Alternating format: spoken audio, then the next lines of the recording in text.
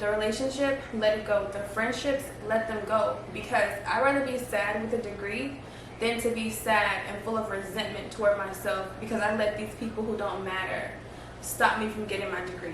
You know what I'm saying? She be on her shit, yeah. That's them queen vibes. Hello you guys, welcome back to my channel. If you're a new subscriber, hello, welcome. Check out my other videos. And if you are a returning subscriber, as always, thank you guys so much. Your support is forever appreciated. So I want to get into the nitty-gritty part of nursing school and why, after completing nursing school successfully in 2023, why I feel how I feel. So let's get into it. So before you even apply to the nursing program, you have to have prerequisite courses.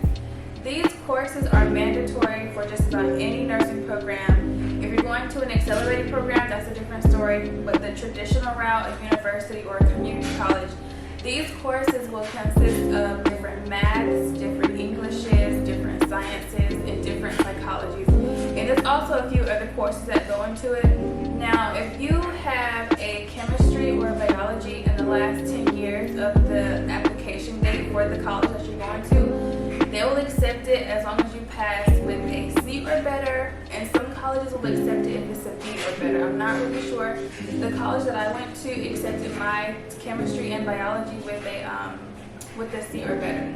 So once you've completed these prerequisites, which usually take about a year or 2 years, a year to 2 years, my prerequisite courses took about a year and a half.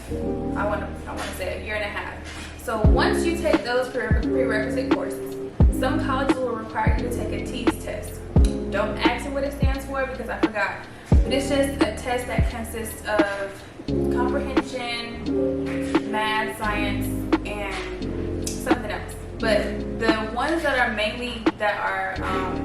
determining factors are your math score and your reading score, I believe, something like that. But you have these different grades that you can get, and you also have an overall score for your TEAS test. If you do well on the TEAS test, then you're qualified to apply for the nursing program. Once you take your TEAS test, you apply for the actual program where you're taking nursing classes. You get into the program and you have to take a dosage test. Now, my college, we had to have a 90 or better. Was it a 90 or better or an 80 or better? I don't know, but I know you could only miss like 1 or 2 and you have 10 questions. Y'all, that to me is just, I'm not even going to speak on my opinion on that right now because that's not the point of the video. But yeah, so once you're in the program, you have to pass a dosage competency test. Depending on your college, you have to make an 80 or 90, and you will take it every semester just so you can be on top of your dosage. Some colleges will have dosage on tests, some colleges won't. So after you pass your dosage competency test, every exam, not even that, every semester, your ending grade has to be an 80 or above. That's how you pass the nursing program and you continue on to the next semester. You can fail nursing exams, just do not let your overall average fall below that 80 threshold because then, you're not passing, so you're not going to be in the nursing program anymore. So I have with all that, my nursing journey has not been anything but perfect. Like, y'all. Graduated high school, applied to my college that I'm going to, and graduated from now. Stopped going there in the middle of my prerequisite season. Went to an accelerated program. Failed out not once but twice. Went back to the college that I go to now.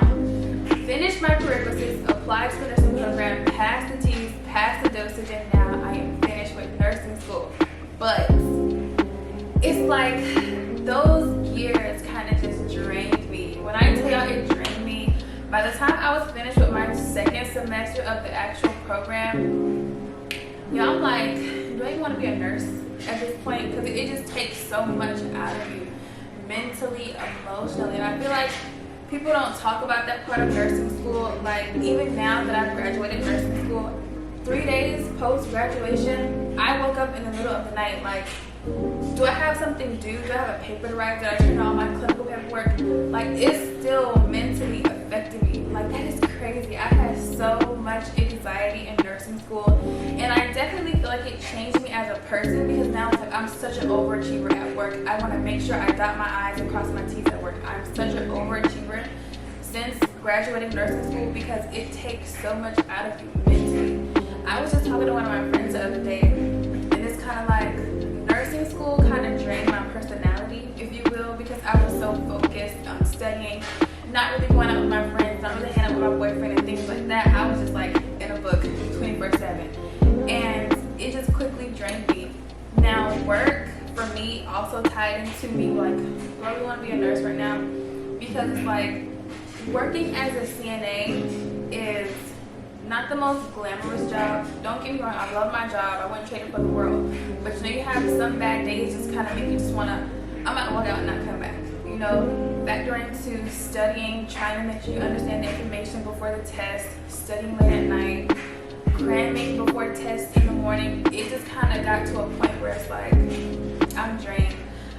It's like you have an aspect of actually working and practicing as a nurse and working towards becoming a nurse. What it comes down to is when you're in nursing school, maintaining a part-time or full-time job, personal life, social life, your work life, it can just get overwhelming. And working in the healthcare while obtaining another license, an advanced license in the healthcare field, can be kind of draining, you know, as opposed to being a nurse and actually practicing being a nurse, you know, in like the workforce. It's not as difficult to maintain your job life with everything else going on in your life as opposed to school, work, social life, personal life. It just makes you kind of like, do I really want to do this?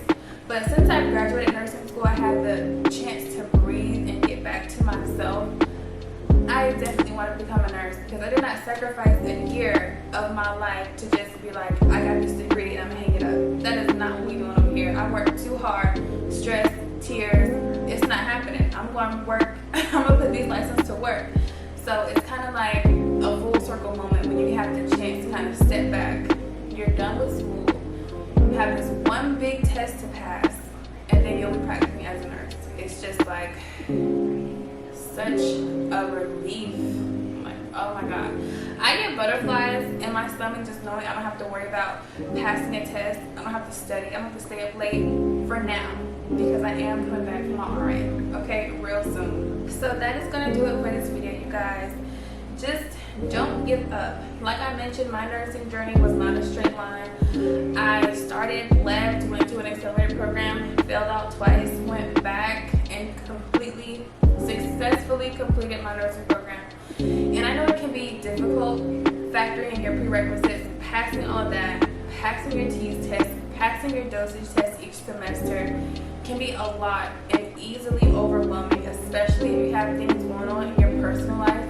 A big tip from experience, whatever you have going on in your personal life, do not let it affect your school and your education, because the relationship, let it go. The friendships, let them go, because I'd rather be sad with a degree than to be sad and full of resentment toward myself because I let these people who don't matter stop me from getting my degree. You know what I'm saying? Be sad with a degree. Don't be sad without a degree because you're going to be heartbroken. But that is it for this video, you guys. Like, comment, and subscribe, and I'll see you guys in my next